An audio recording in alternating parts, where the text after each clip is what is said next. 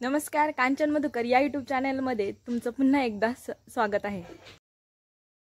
हा व्लॉग मम्मीकडे होते तेव्हाच आहे। खूप लेट पोस्ट करते मी, पण सकाळच्या नाश्त्याची सुरुवात शेवया खाऊन झाली होती आणि हे बघ भंगारवाला आला होता, त्याचं गाणं ऐका।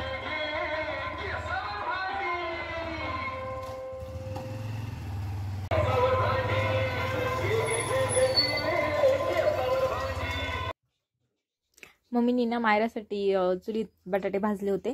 खूप छान लागते, एवढे टेस्टी लागतात ना, तर काय सांगू तुम्हाला। बटाटे आणि हे मला पण खूप आवडतात। अत्यंत येणार आहेत तर मम्मीची स्वयंपाकाची तयारी चालली आहे। घरात बसेल हाय हाय आज अत्यंत येणार आहे तर मम्मीची स्वयंपाकाची तयारी चालली आहे। आज ना पोळ्या करणार आहे मम्मी, तर तिची तयारी चालली आहे आणि मायराला मी आता झोपी लावणार आहे। आणि हे बघ किती रंगली ना मी, ती दुसऱ्या दिवशी नाही रंगत पण त्याच्यानंतर ना जाम रंगती। आता कॅमेऱ्यात दिसते की नाही व्यवस्थित काय माहित नाही मला, पण रंगली आहे बऱ्यापैकी। आणि मम्मीची डाळ शिजून झाली होती आणि मसाल्याची तयारी झाली होती। आता कोणी घरी पाहुणे येणार असेल तर मेन गोष्ट म्हणजे पोळ्या। पोळ्या म्हणजे मला पण आवडतात आणि घरात सगळ्यांना पण आवडतात। आणि मम्मी ते नॉनव्हेज खात नाही, त्याच्यामुळे नॉनव्हेज बनवायचं काही प्रश्नच। आणि तसं म्हणजे आता श्रावण चालू होता त्याच्यामुळे नॉनव्हेज बनवायचा काही प्रश्नच येत नव्हता, पण तसं पण मम्मीने ते नॉनव्हेज अजिबात खात नाही, ते व्हेजिटेरियन आहे। त्याच्यामुळे त्यांच्या सगळ्यात आवडीचा पदार्थ म्हणजे पोळ्या असतील, मासवड्या असतील, त्यांना खूप आवडतात। आणि पाट्यावरती मम्मी पाट्यावरतीच पुरण वाटती, पाट्यावरतीच मसाला वाटते। तिचं असं म्हणणं आहे की पाट्यावरची चव म्हणजे पाट्यावर वाटली का खूप भारीच होते। आणि खरं येते, एकदम खरं आहे। तिला लाईट जरी असली ना, म्हणजे रेग्युलर भाजी जरी करायची असली ना तिला काळ्या मसाल्यात वगैरे, तरी पण ती पाट्यावरच मसाला वाटते, अजिबात मिक्सरमध्ये वाटत नाही। जेव्हा खूप घाईचं काम असतं, काही गडबडीत करायचं असेल तिला, तेव्हा ती मग मिक्सरचा यूज करते, नाहीतर मग पाट्यावरतीच।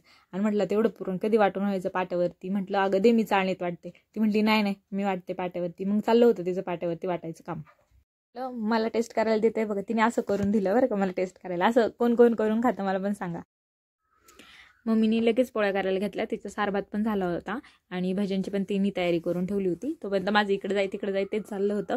आणि मम्मी बोलली होती की अत्यंत येणार आहेत आणि लगेच नाना त्यांच्याकडे जाणार आहे, त्यामुळे ती लवकर लवकर स्वयंपाक करत होती। आणि म्हणजे तिच्या पोळ्या चालूच होत्या तेच अत्यंत दारात आले बरं का। आणि मस्त का माझी बहीण पण आली होती, ती छानपैकी मायरासोबत खेळत होते। पण ताईकडे काही गेली नाही मायरा, आत्यांकडे लगेच गेली होती बरं का। आणि मग त्यांनी त्यांची रक्षाबंधन साजरी केली। आत्या रक्षाबंधनच्या दिवशी येऊ शकली नाही, कारण ताई पण आली होती आणि मोठी ताई पण घरी आली होती रक्षाबंधनसाठी। तर आत्या मग 4-5 दिवस राहिल्या त्या, मग त्याच्यामुळे आत्या बोलली की मी त्या म्हणजे मुली गेल्या का माझ्या मग मी येते, तेव्हा मग आल्या होत्या।